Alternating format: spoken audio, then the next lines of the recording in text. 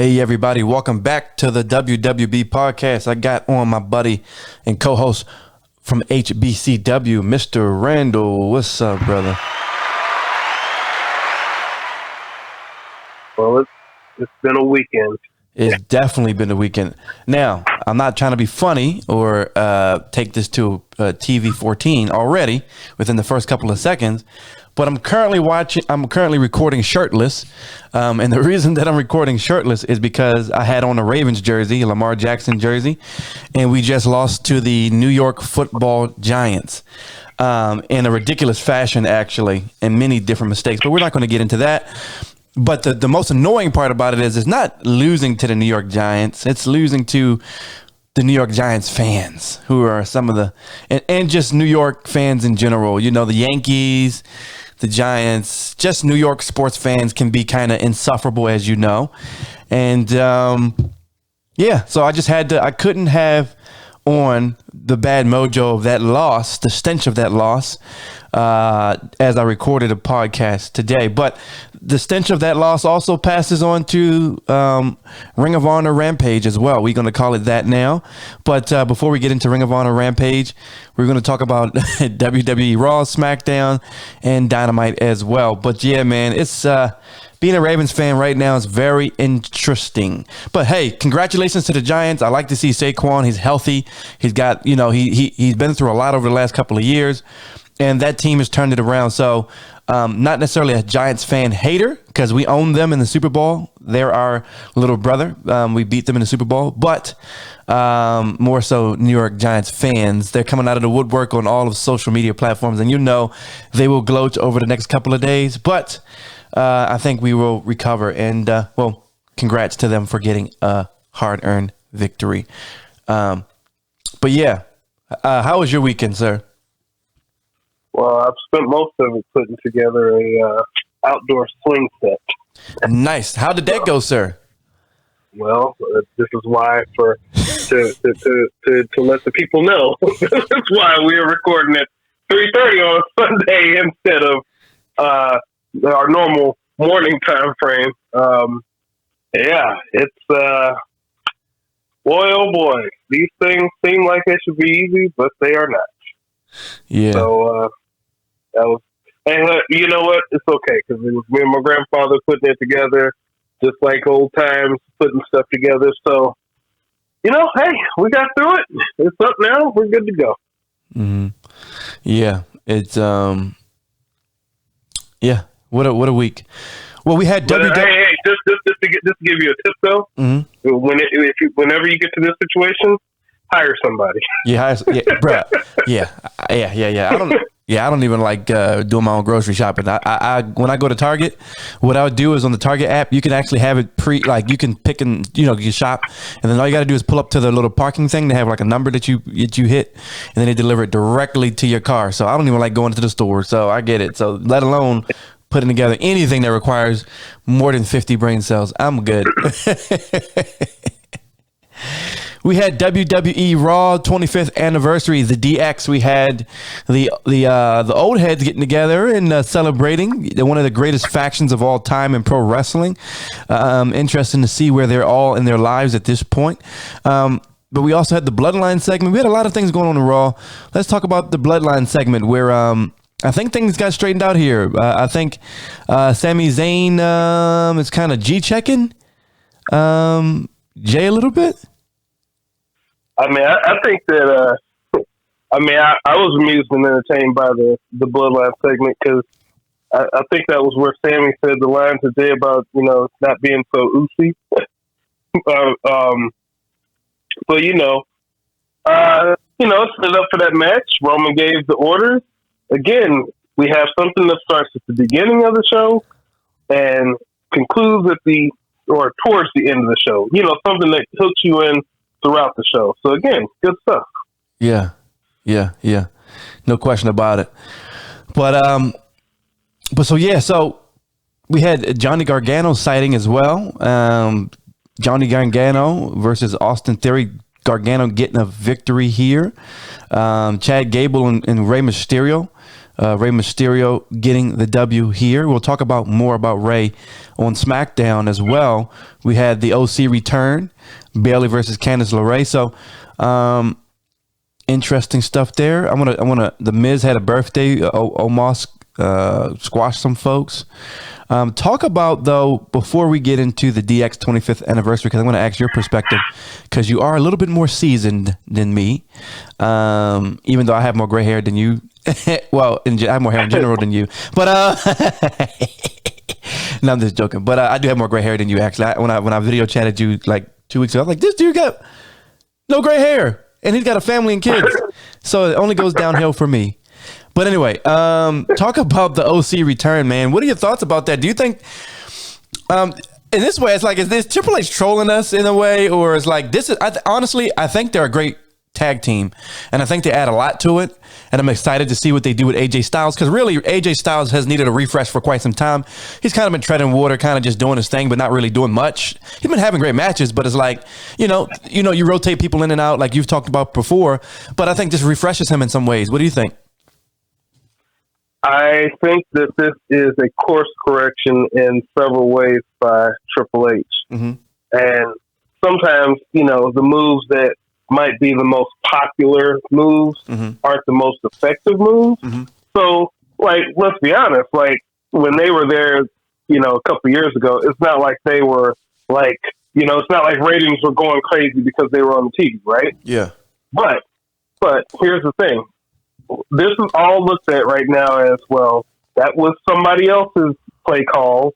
This is my play calls, right? Yeah. But see, remember, when they first came in last time, they came in and people were ready to see what they could do. That was, people were in the Bullet Club and all that stuff, right? So when they first came in, they was like, oh, what's going to happen here? And then people were like, oh, this is what they're doing with them. Oh, okay. Mm-hmm. So now you have Triple H who's like, oh, we're hitting the reset button. We're going to course correct this. This has more potential to at least have something to it. And then here's the other thing on top of it. And by the way, this is not my own logic. This was brought up on another show, which I won't mention, but the logic actually, checks out. These guys signed a big money contract with the WWE to stay around the time when AEW was coming, right? And then around 90 days later, they were cut right after COVID, right? So, or not 90 days later, but it wasn't too much longer after they signed the contract to when everything happened with COVID, and they were one of the first people cut, right? Mm-hmm. So, remember, there's a lot of stuff that has to happen behind the scenes in wrestlers talk, right? So if these guys' last impression was, oh, well, they're just in here making up deals and you can be fired whenever, and if they go and course correct and then make good on what they were supposed to do last time, those same guys can go back to their friends and say, well, things have changed a lot. Yeah. And it's not even just for the top guys. So, yeah. I mean, to me, that's just the smart business moves to me. Yeah, it's a great business move. I agree with you 100%. And let's get into Bobby Lashley taking the L here. Seth Rollins getting the victory. We have a comeback from Brock Lesnar. Dropping the F5 on our brother from another mother, Bobby Lashley. Was it time for Bobby to drop the title, in your opinion? Or I know this is really just kind of crown jewel type thing possibly, but what are your thoughts on that? I think it was okay for him to lose it. He's got a lot of shine. Pass the rock to Seth and let Bobby do something else, and that'll be cool. Hopefully it'll just be a better match between Bobby and Brock Lesnar, because the last time they saw each other it was like a couple body slams, and it was like the match had to be less than 6 minutes. So was this time? No, it was more than that, bruh. Match had to be it was under 10 minutes. I know that. Well, I mean, but do those matches really need to be that? I mean, again, you go to see. Yes. Yes, it does. When you hype it up and it's a match that no one really has ever seen, it was a first time matchup. Yeah, it needed to be more than 10 minutes, sir. I'm saying 10 minutes. At 10 minutes. 10 minutes. Yeah, 10 minutes is the maximum. But we got to find a time somewhere, bro. That match was had to be 7 minutes and some change, maybe less than that. And it's a matchup we always wanted to see for a long time. Well, just to clarify to you, the match went 10 minutes and 15 seconds. Oh, damn. Okay, well, that kills my whole story. But hold up, bro. Damn, he up there Googling. What you got that? You got that Google Fi, man? You got that good speed. You was able to find that pretty quick, sir. But the picture knows all, you know what I mean? But hold up. But bruh, it wasn't 10 minutes of action, bruh. It was like the moves, okay. The moves it was a lot.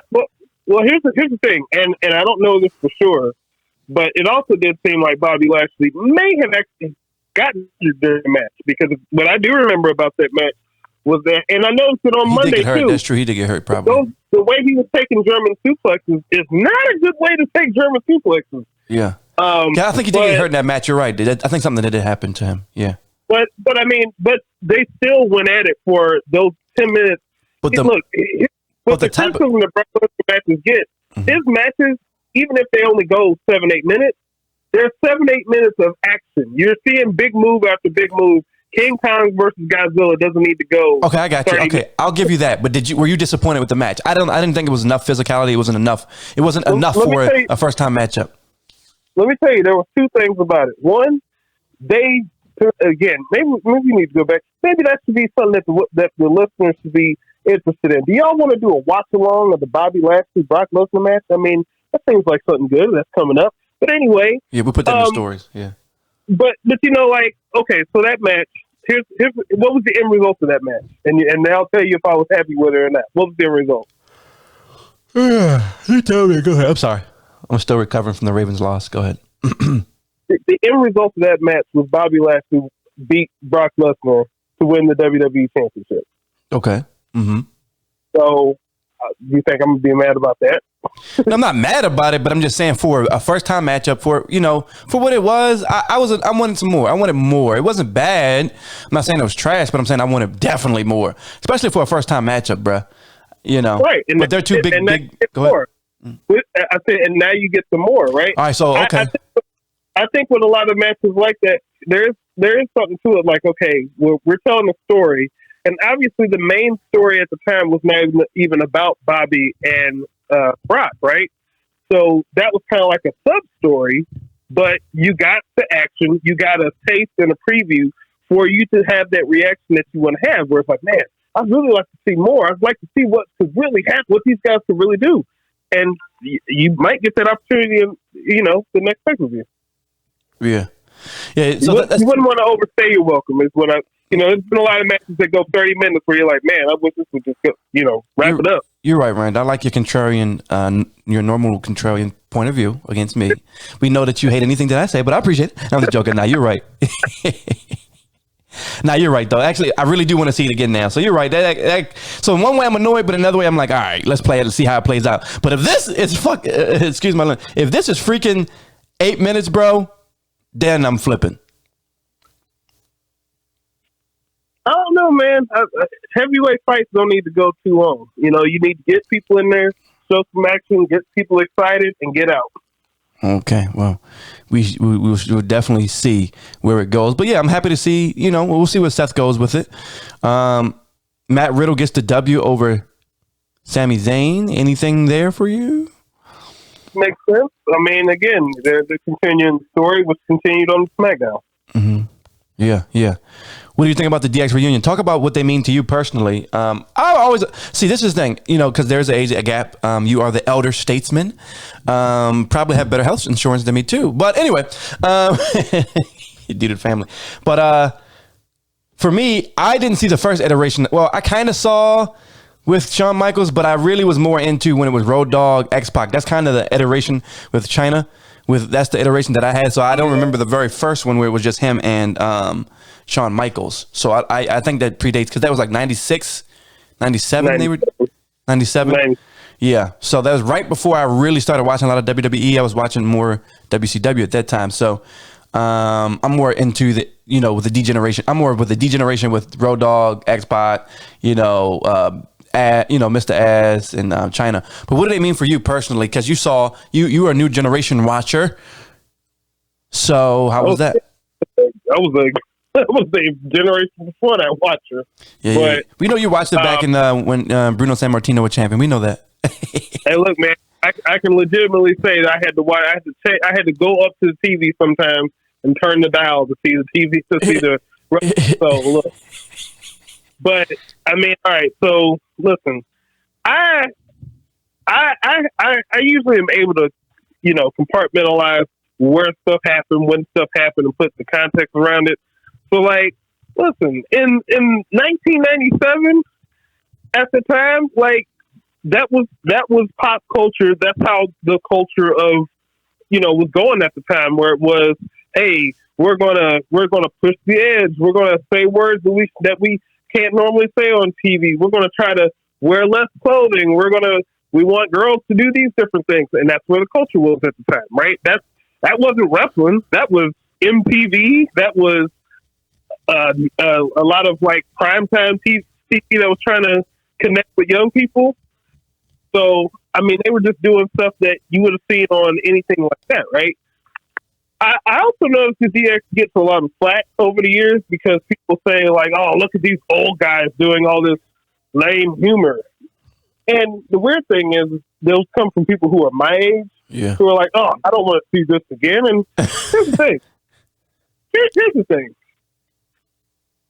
For a lot of those people who are my age, who are probably going to their 20-year reunions, I just had my high school 20 years ago was home.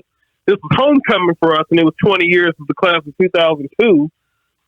Listen, when people who haven't been around each other in a while go interact with each other, their mind goes back to that same time frame. So, like, when people talk about, like, the '06 DX and how they're like, oh, these guys are so old. Like, well, wait a minute. Those guys were, like, 36 and, like, 40 when in 2006. So, like, those would have been people who were at their, like, 20th reunion age. That's exactly how they would react, when they're interacting with their friends from that time frame. Same thing with now, right? Yeah. So, like, I just think, like, I just think that people just kind of forget how people actually act. They just expect their TV characters to act differently than people actually act in real life, which, they're a reflection of what people are. They're dads making dad jokes. Yeah. I just think in their heyday, they were a great faction. They, no doubt, when they were winning and beating everybody and interfering, and there was a really good faction. From my memory recollection, I really appreciated them. I hated them to death, and they did the job of being a heel faction. And, they made the, the suck it thing cool. So yeah, they were culturally relevant, and they came there. Would you say in their legacy, would you say the top 10 greatest factions, not groups, but greatest factions of all time? Would you say they're in the top 10? Sure. And they're definitely in the top 2 of getting people suspended in high school and middle school. Oh yeah. If I see a New York Giants fan when I'm walking down here in my local area, which would be weird, first of all, in Atlanta. But if I see one, I'm going to do the suck it thing because, I just got to do it. But, yeah, definitely. It's just weird, like, when you think about people now, it's like a lot of people who like wrestling now and look back in, like, time periods like that where they're like, oh, they weren't really doing anything, and these people are so much better. Like, I don't think people understand just how much that time period of 97 to, pretty much 97 to like 2001, how impactful that was when you were seeing wrestling merchandise in places that you never would have seen it. When you see random kiosks in the mall popping up with DX and Austin and NWO and Sting merchandise, like, that was not happening at any time before and does not happen now. Mm-hmm. Definitely. I definitely agree with you 100%. So no doubt. We're going to hop over to AEW Dynamite this week, October 12th. Let's talk about Renee Paquette. Honestly, I'm going to give you my perspective. I think she adds, and AEW's really needed this over the last couple of weeks, maybe a couple of months, added that extra professional touch. We've seen the backstage antics. We see the beefing, the kind of junior high school type beefs in the back.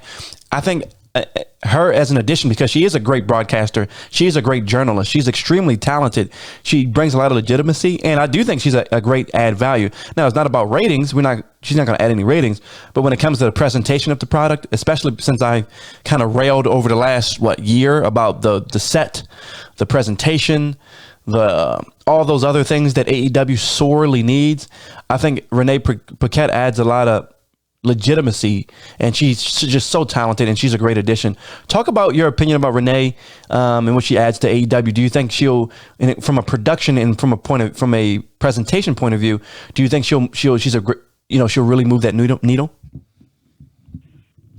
Can I say something negative without actually thinking anything negative of the person? Sure. Okay. One, I think that she is fantastic at what she does, right? Mm-hmm. I think that when she does interviews and it's in a serious situation, it's good. I do not think that this is going to add anything to AEW except to build the internet tribalism of, well, this person's on our team. Mm-hmm. Oh, well, this person's on our team. That's the only thing that this is going to do. Because, I mean, again, and it keeps, again, I don't even know if this is even relevant. I don't want to come across like a certain way, but I'm sure it'll keep John Moxley happy, right? Yeah. But well, if you got your superstar, you signed to a 5-year extension. I'm assuming probably a couple million a year. So yeah. But I mean, so that's good there. But I mean, here's the thing: like, okay, I'm trying to think of the best way to say this. She can't bring stuff there on her own if the direction of the company doesn't really fit what she does. Yeah, it doesn't facilitate her talent. Yeah. Yeah, because here's an example, right? Like, JR is good at everything that she does.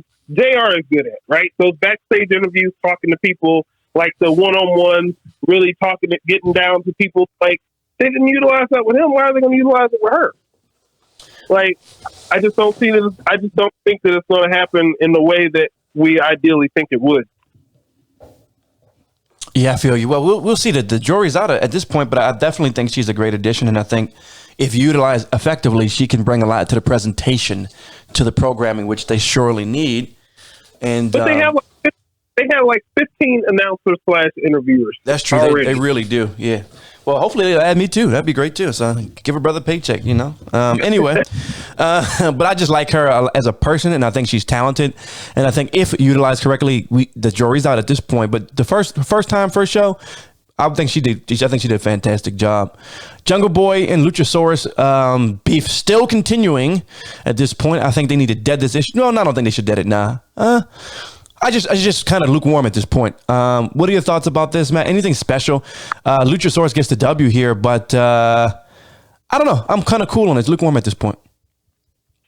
Well, I mean, the problem is they can't deliver the angle that they're trying to deliver, which is supposed to be Jungle Boy against Christian. And if Christian's hurt, they're just trying to find a way to prolong this as long as they can. And that's going to this thing is kind of like, I'm not going to say it's dead, but like, you know, how long is it going to take before they get to that match, right? Is the payoff really going to be worth it? Look at the opportunity cost. Like, could we be doing something else with him instead? Could he be trying to go and fight up for the TNT title? Could he be trying to go for Samoa Joe's TV title? You know what I mean? Like, I just think that, one, I think that they're doing this because they had a plan to do this and they're going to cut it. But if I've learned one thing about AEW is if they have a plan to do something, they are going to find a way to do that plan, whether it's the best idea at the time or not. If that's what the plan was, they're just going to stick to it no matter what. Yeah. Hopefully Christian does heal soon. They can figure out ways to build more, more fire. But the jury is out. But we're going to move down the line here. We have War Joe, the name that gives me chills in a bad way, like seeing the IRS in the mail. But anyway, yeah, we hit the factory and Nick Camarado. Yo, I'm gonna tell you one thing. When Wardlow picked up Nick Camarado, I was like, God damn, that is a big man. But that's why Wardlow needs to stop doing all these freaking dives and all these other flippy dippy things, because when he does these really powerful things like slamming Nick Camarado, who would definitely hurt my back, trying to pick him up, it's a bigger thing, because that was dope. I like that. But other than that, nothing really special here. Anything from you in that match? I mean, I think that they they're pigeonholing a lot of guys right now, and now they're adding Shawn Spears into the mix. Who, again, he still works for them, which is great. I didn't know that. Listen, I have nothing against Shawn Spears. Mm-hmm. Back when I was first starting to do shows, and they used to have to go out to Tampa to try to find shows, he was booking somewhere, and I believe that he booked me on at least allowed me to go out and have a match one time. So I have against Spears, but I just think that, look, they're in Canada. They're like, oh, well, what can we do that's Canadian? Hey, Shawn Spears is Canadian. Bring him out. Yeah. Like, again, there's no story. Why did he separate from MJF? They were just friends. There was never an issue between them. Why would he be on this opposite way where he's now teaming with Wardlow after everything he did? Yeah. That doesn't make sense. Yeah, it's consistent. We see the gaps in booking. You know, again, the one-time Book of the Year, Tony Khan, he's got a lot on his plate. Hey, well, I'm not, we don't have to go into this at all, but I mean, your boy's got, he's kind of stirred up some stuff with, not somehow he's not in beef. Somehow his name came up and his boys came up to defend him. You got Ariel Helwani in a handicap match with Dave Meltzer and Brian Alvarez taking up the TK. Yeah. Triple threat. First blood match. Nice. All right. Handicap hell in a cell. Yes, sir. All right. So we're going to hop down here. We had, look, my man Swerve, you know, he can't win one way or another, right? The crowd loves daddy ass, even though it's the dumbest thing I've ever heard. But hey, I like it. It's actually cool. It's quirky. It's weird. It fits the AEW fan base. And I get it. I just think it's, you know, okay, I get it. But it's just, it's a certain type of irreverent that doesn't necessarily suit me. But my irreverent doesn't always have to suit me. But so Swerve gets the victory over, Billy Gunn moves pretty good for a dude in his age. And he also makes me feel bad about my Chipotle runs late at night because this dude's physique makes me want to fast for the next 30 days. Met in person? Have I met him in person? Yeah. Have you ever seen him in person? Like Russell in person? Is he huge? Dude is huge. He's a brick house, huh?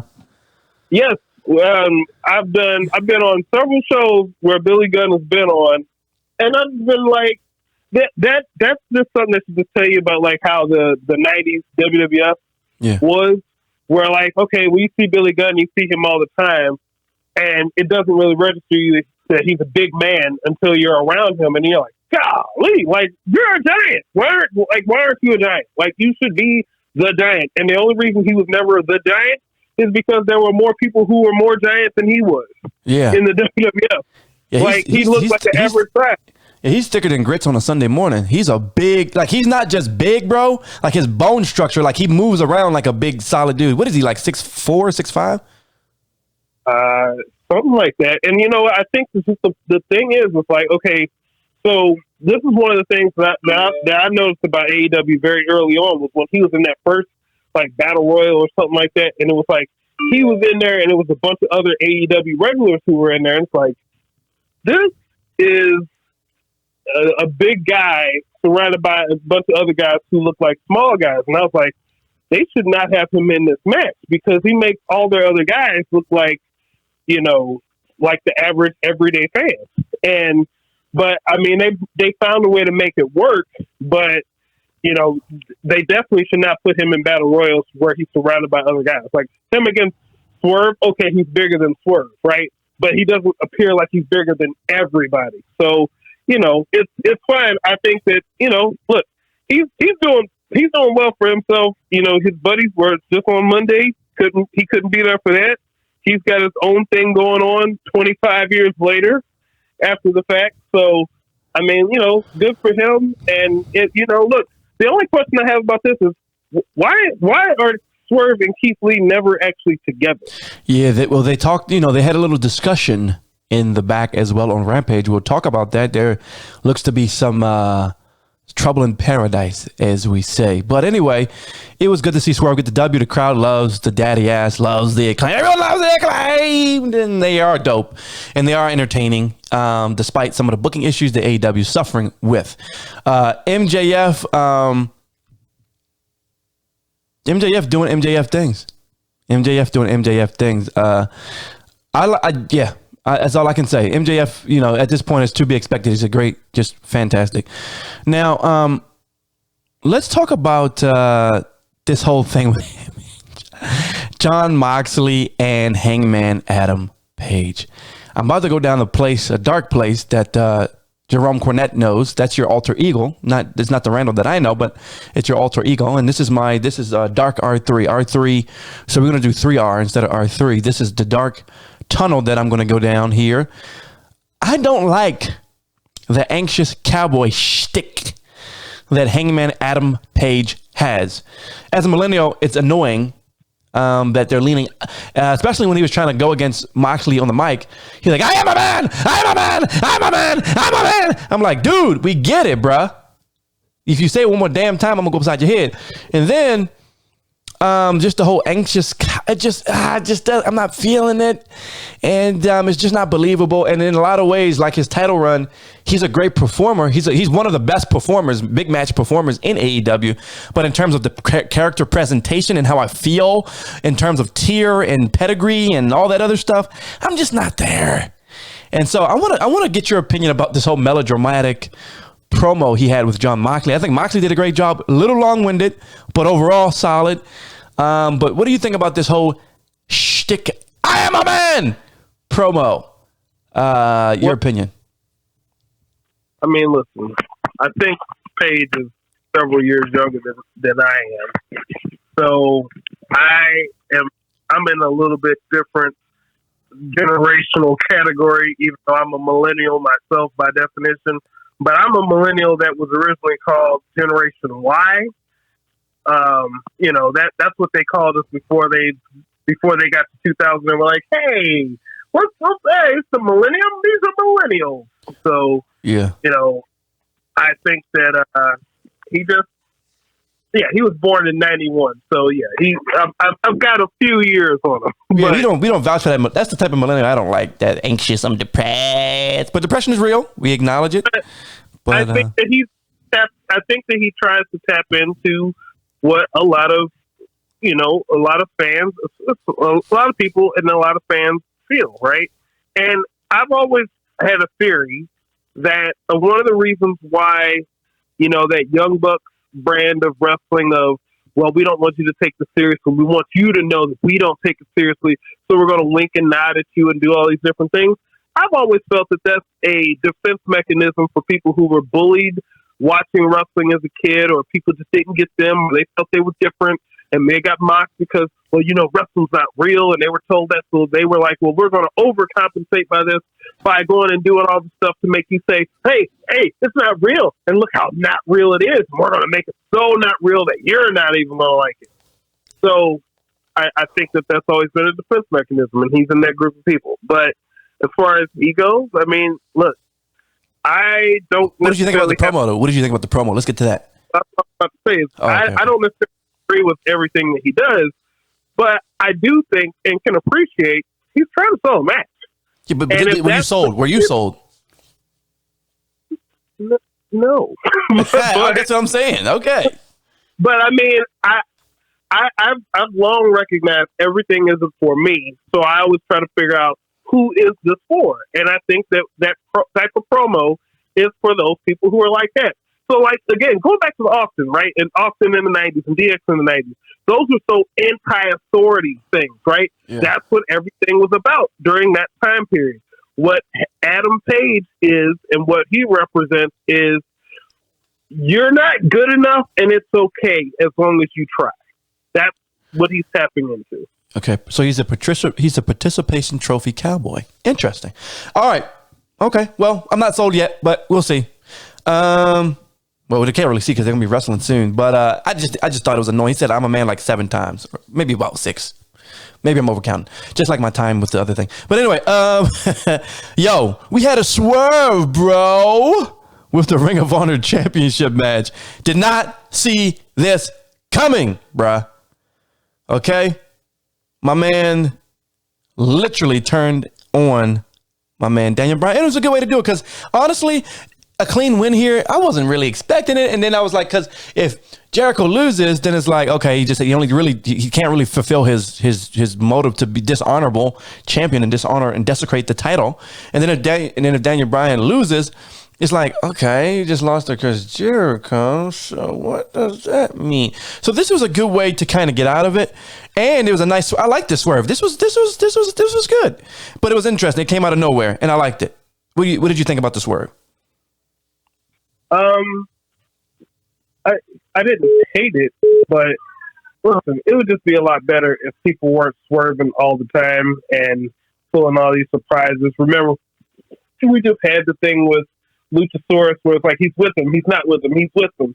We just had the thing with Billy Gunn where he's with the Acclaim, he's not with the Acclaim, he's back with his kids kicked him out, so he's back with the Acclaim. Like if the more often you do this, the less impact it has, and the more people become desensitized to these type of terms. And I just think that this is a case where this could have been good, but over the past 90 days, we've had like 4 or 5 of these different things. Jamie Hayter just did the same thing. Mm-hmm. It's just, this is just a part of it. You got to understand that booking isn't just booking one program or one match. It's all about looking at what you're doing overall. So they just got to keep track on that.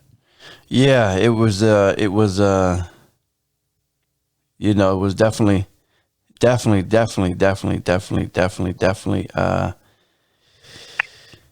Yeah, I liked it though. I was not. Hold on. Hold on. I got. The Ravens lost, and I'm still hurting. Anyway, so yeah, it was. I just like it, but you said you just can't have these random swerves and stuff like that. And but I like this one though. This was good. This is the type of swerve I like. This is not the type of swerve on a highway where it's raining, but it's a swerve. It's like you avoided a bunny. You didn't want to kill the bunny. The bunny was there. Bunny was just doing his bunny thing, just kind of hopping across the highway, not aware of the 1,000-pound cars. And you're just like, you know what, today, I'm not going to be a serial killer. I'm going to avoid the bunny. Let me swerve. That's a good swerve. But a bad swerve is, you actually rev the car up at 70 miles per hour and you create, something that Warner Brothers wouldn't appreciate. Well, what would be interesting, though? Yeah. And this is just me kind of like, well, if Jericho's saying if he's going to dishonor Ring of Honor, right? You've got world champion. You've got Daniel Garcia as the pure champion. Why not have Jake Hager take the so many belts. The TV title from Samoa Joe, if they're not going to do anything with him at the moment, or at least get them guys in a feud, he could take that TV title from Samoa Joe 2.0 or whatever they're called now. They could take the tag team titles from FTR, right? That would get heat, right? If you're going to get heat, get heat. And who's the women's champion? Where's Mercedes Martinez? Where is she? Is she in the shop? Where is she at? Mm-hmm. Like, maybe they can have one of the women, maybe Ty, take the women's title from her, and just carry all the Ring of Honor titles, and just desecrate the whole thing. Yeah, I like that. Yeah, pal, I like that. I like Randall. I like you, bro. You're not only are you a genius who helps me with technological things that a person my age should be able to do, but you have a great mind for the business. No doubt. So I like that. So now we're going to talk about, Nyla Rose stealing titles and things, We'll talk about that on Ring of Honor Rampage. But let's talk about Toni Storm and Hikaru Shida, one of my favorite people on AEW. And honestly, not utilized as much as she should be. Again, so many people on the roster, so many things going on. What do you thought? Anything special about this match in your opinion? No. Cool. I feel like we just saw this match like 3 weeks ago or something. Yeah. Freshly squeezed with one of the greatest entrances in AEW at this point in time. Also wears jean jackets even when it's summer. Freshly squeezed gets a title that at this point really hasn't had any meaning. And honestly, Pac had too much gold on him anyway, so it was good to give it to Orange Cassidy. Do you think Orange Cassidy can do anything at this point to elevate this title and bring any type of honor to this title at all? Or at this point, it's just a prop? I think that he's going to like the type of fan that likes that to like it even more. And I don't really know where they go here because, I mean, again, with Orange Cassidy, it's like none of the, again, just in my opinion, and it's just my opinion, please don't hate me all for my opinion, none of the stuff has made sense. Why is Pac a heel all of a sudden? Why is he the heel when Orange Cassidy is the one who punched him in the face? Like, why did Pac turn heel? Like, why did he, like, none of this makes sense. Everybody was babyface, then he's a heel. It doesn't make sense. Doesn't make sense. Yeah, it's a lot of confusion. Yeah. So let's hop over to AEW. Well, we can call it Ring of Honor Rampage at this point. That's the nickname we're going to call it. Blackpool Combat Club beating the brakes off Butcher and Blade. A lot of B's in there. Bell Biv and Bavo, or I don't know if I said that right, but anyway, Blackpool Combat Club gets the victory here, as expected. Not much there. Nyla Rose beating Anna Jay, to be expected.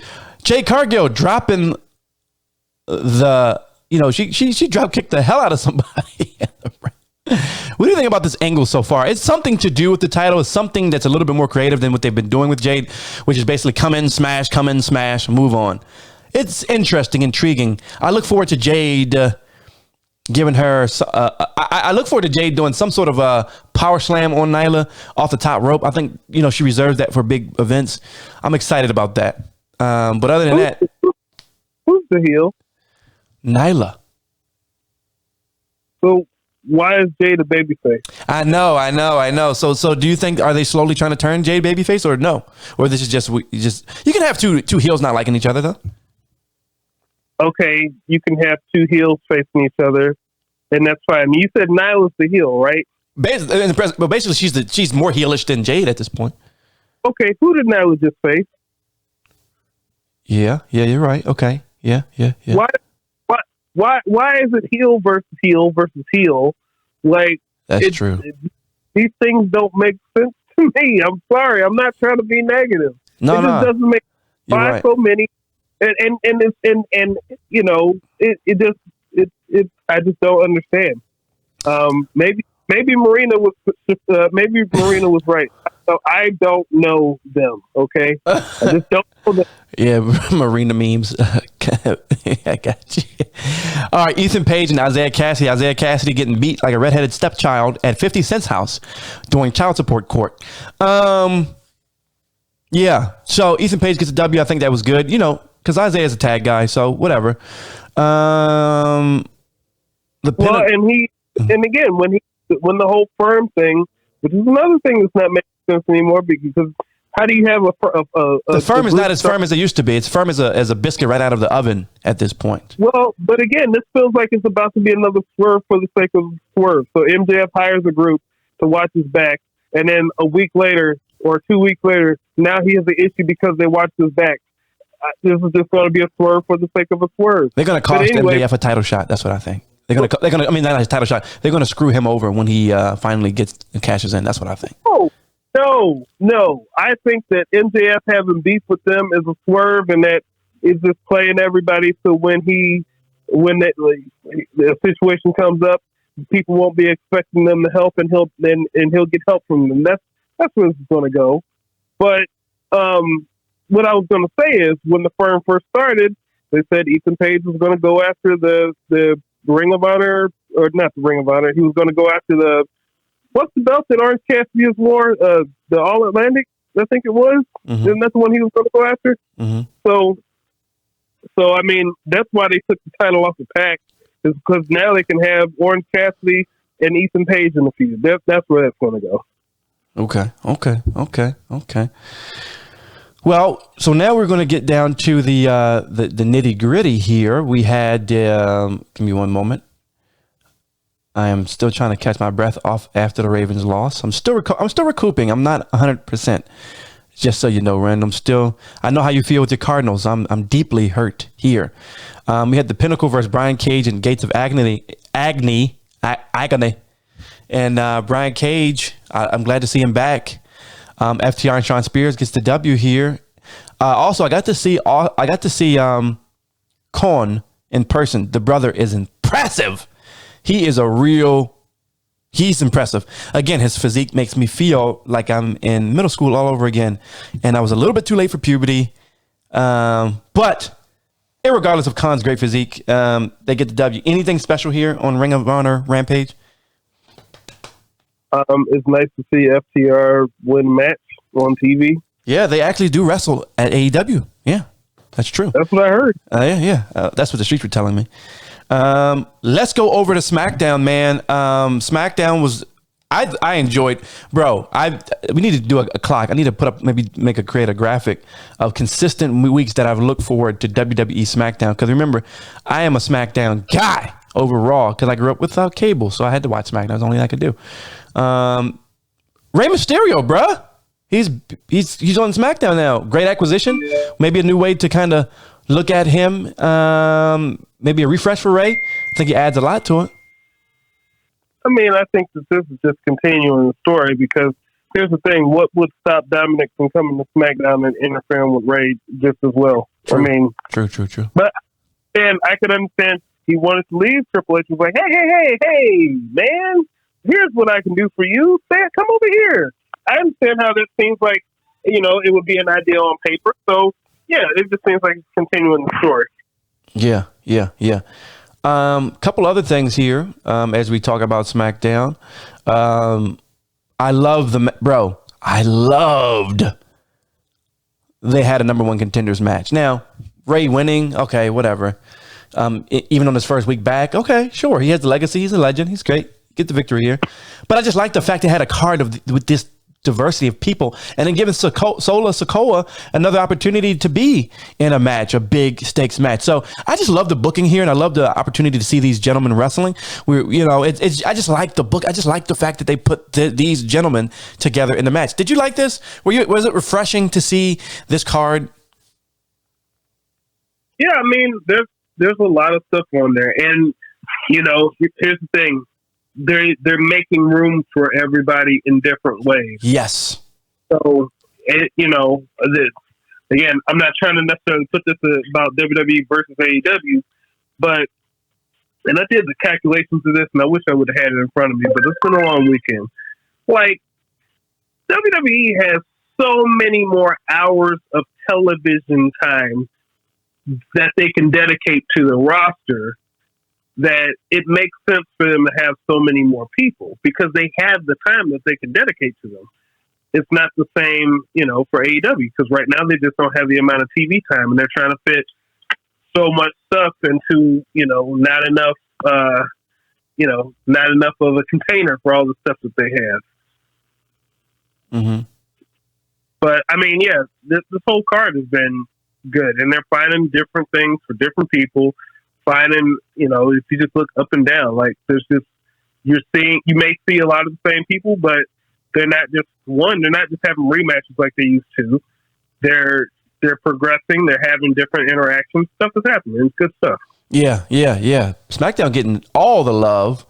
Come in closer for a little group hug. Yeah, SmackDown. This is group hug. Me and Jerome Cornette here. We're just group hugging it up. Yeah. You feel that? Yeah. Warm feelings. But anyway, yeah. So that was dope. Other things that I want to talk about. McIntyre car crashes. I love the way it started with the car crash. I'm like, y'all mixing it up. Y'all making it something nice. I like that.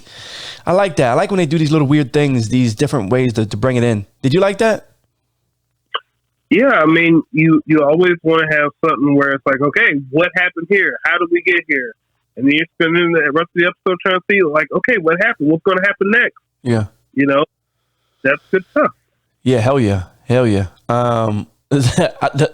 I just like in the through line of Zayn and Jay just beefing throughout the whole thing. He didn't even thank Jay for the assistance or anything like that after he beat Kofi. That's funny as hell. I just loved. Like, what are you talking about? Yeah. So So Sami Zayn, honestly, if WWE needs to get, they need to get like a Golden Globe, like they're primetime television. They've got season premieres and everything. They're a sporting thing, but he needs to get a ESPY, a Grammy. He needs to get a Oscar award.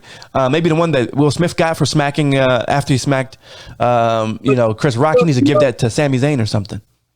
You know who Sammy reminds me of, and to a degree, like Kevin Owens, too, or maybe even almost like the entire Bloodline thing, except for Roman. I'm talking about like the sub characters under him. Mm-hmm. It reminds me of It's Always Sunny in Philadelphia. Yes. You know what? I want to see Sami Zayn and Curb Your Enthusiasm, bro. He needs to do a crossover, bro. He needs to be like where on Curb. So basically what's happening, Larry David is like going to like an event and he's like, traffic's really bad. And then he's like, what is going on? It happens to be a WWE live premium event. And then he bumps into Sami Zayn and he's arguing about if wrestling is like a sport or not. And then Sami Zayn's like, they have like a little moment. I think Sami Zayn would be perfect for Curb Your Enthusiasm. Please, Larry David, call him now. But I agree. His humor is really good. His humor is very good. I can't get enough of SmackDown, bro. And it's like on a Friday night as a strapping 30-year-old man with a testosterone level of a mid-20s man, I should be doing things, having fun and living my best life. But no, I'm strapped to my television watching pro wrestling as I should be. Safe in these streets because it's crazy out here in these streets. But anyway, Liv Morgan and her love of tables continues on SmackDown as well. What's going on with Liv, man? What's up with that? I mean, they're trying to show that she's tougher, I guess. I like it though. She's more zany. I like it. Maybe it's one of these things that'll probably catch on. It's not one of these things that's going to grab a lot of traction to begin with, but maybe looking back, people will be like, "Oh yeah, I remember when she started doing this," because maybe she'll find her foot in doing these things, a little bit later. But they're trying to they're trying to present a different version of her, so that she just doesn't seem.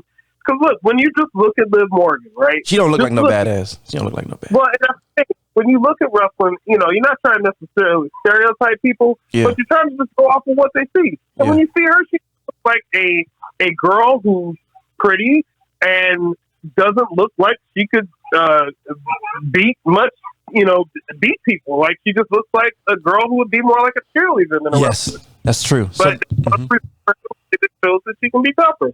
So you can break that image link between her. I think they're doing that intentionally. I like it. I like her just breaking tables and just getting zany. I like it. So let's talk about what everybody wants to talk about. Bray Wyatt. First of all, a couple things. Yo, that entrance music, bruh, is dope. And him coming out stripped down, not in the mask and everything, and then being interrupted by some sort of secondary consciousness, whatever. I like that. And I didn't know if he really was being emotional or if it was fake. Do you think there's real emotion, or do you think it was kind of a work shoot type thing, emotion? I was able to channel some of his real emotion, but what I think what happened was that was exactly what they want you to think. They want people to think that it's real. So he probably had them go out there and say, all right, listen, say some of your real thoughts. Say some of how you really felt.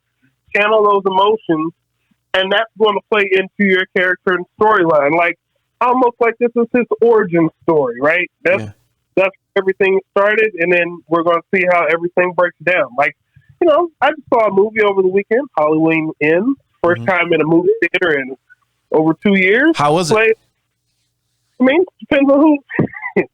For me, I mean, look, I'm satisfied with that movie. The last Halloween movie I saw in theaters was Halloween Resurrection, so I'm a lot happier with this one than I was with that one. So, but that's a very low bar. But I just think that again, when you look at that type of character, that character has an origin story. Yeah, play that out, and that's how they kept that going, especially in this rebooted timeline. But as far as like Bray Wyatt, this is his rebooted timeline, and here's his origin story. Yeah. And here he goes. Now we're going to see how the journey goes. Yeah, I'm excited about it. At first, initially, I was like, is it that big of a deal?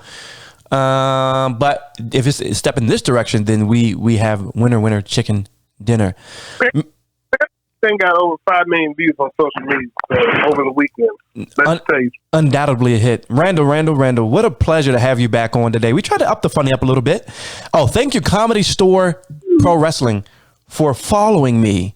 I feel special because as a person who writes comedy and who has done stand-up comedy, not really I'm new to the comedy world, comedy virgin, as it, so to speak. It meant a lot to have you guys follow me on Instagram. And I hope that the listeners can tell their friends and friends how funny and entertaining we are at the podcast. We're ramping it up, in honor of the 25th anniversary of DX. We're trying to be funnier. Randall is a great person to play off of.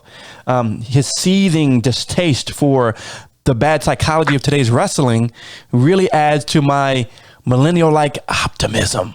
These two things together create a podcast that I think is listenable for at least an hour. So thank you guys for digesting that. Randall, thank you for spending time. And again, I offer you my condolences to the Cardinal fan base, because the Ravens fan base, we are going through our own level of pain here, and we're in it together, brother. We're in it together. So thank you so much for coming on, brother. Anything special that they need to know about HBCW in terms of where they can find, or some new stuff that you may have put it out? Hint, hint. Well, episode 3 just went up this weekend. A lot of people are seeing so far, but hey, don't just start with episode 3. Go back and watch episodes 1 and 2. You can go to HBCW Wrestling on YouTube. You'll see that red, yellow, green, and black logo up there. Check us out. Give us a like. Give us a sub. Hit that bell. Hit the bell, yo. Go live. You know what I mean? Hit the bell like Liv Morgan on a table at a Buffalo Bills Super Bowl party, because they might go to the Super Bowl. Boy. Yeah, that's a lot of tables being broke. Yeah, it's a lot of tables. I don't like the Bills, but it just makes sense because they break tables, and I think Liv could do that. They can maybe do some cross promotional things there. Huge opportunity. But yeah, this week you'll be able to see Casey Lennox take on Cassandra Golden. I mean, that's a match that I think a lot of people out there have wanted to see, and we've got it for you. So check and see who wins and see what happens. A few other people on there, but check out the archives. See what happened, what we did last year. We want to build this thing so that we can make it successful for years to come. Oh yeah, hot and ready, like the Isley Brothers' new album. Actually, I listened to the Isley Brothers. They back. I like that little old sugar daddy music. That's what's up. But yeah, hot and ready. Randall has it out. Guys, thanks for coming on. We did it in less than an hour. Me and Randall didn't argue too much today. And when I video chatted, I was reminded of how big he is as a man. So I don't know if I ever would try to challenge Randall as much as I do via the safety of hundreds of miles. But it's enjoyable to antagonize him as much as possible. Anyway, thanks for coming on the WWB podcast. We out.